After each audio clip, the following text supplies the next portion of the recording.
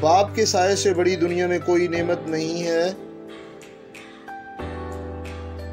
گھر پہ باپ کی آواز بھی بڑی نعمت ہے، اور دروازے کے باہر باپ کی جوتیوں کا اپنا ہی ایک روب ہوتا ہے۔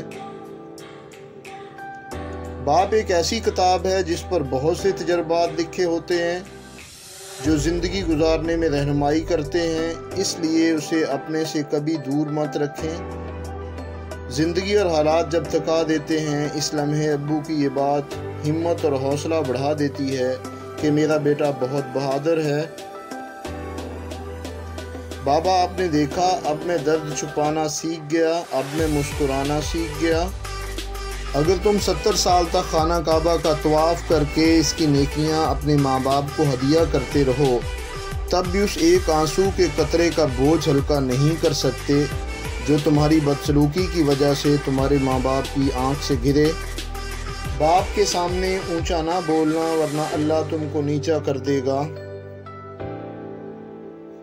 وہ لفظ ڈھونڈ رہا تھا لرزتے ہونٹوں سے، ضعیف باپ نے بیٹے سے بات کرنی تھی۔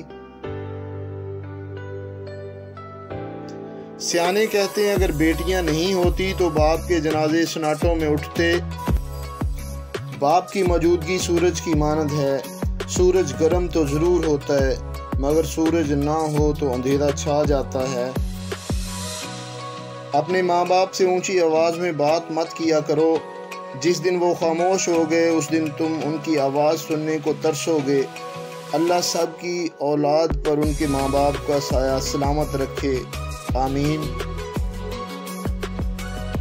لڑکیاں اپنے باپ سے زیادہ پیار اس لیے کرتی ہیں کیونکہ وہ جانتی ہیں باپ دنیا کا وہ شخص ہے جو کبھی انہیں دھوکہ نہیں دے سکتا۔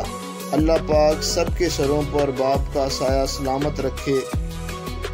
ہزاروں کی کمائی ہے مگر سب بھاڑ میں جائے، مجھے بابا کے ہاتھوں 1 10 کا نوٹ لینا اچھا لگتا ہے۔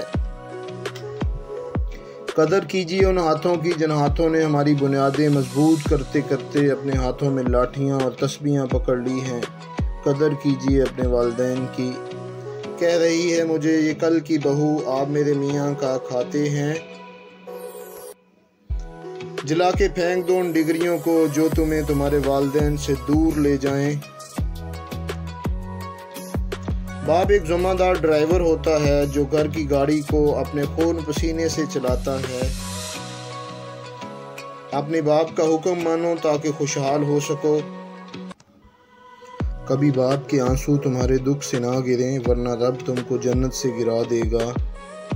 ایک مدت سے پکارا نہیں ابو کہہ کر، ایک مدت سے ہوا ہے یہ لفظ رخصت گھر سے۔ یا اللہ، جن کے بابا اس دنیا سے پردہ فرما گئے ہیں، ان سب کو جنت فردوس میں اعلیٰ مقام عطا فرما۔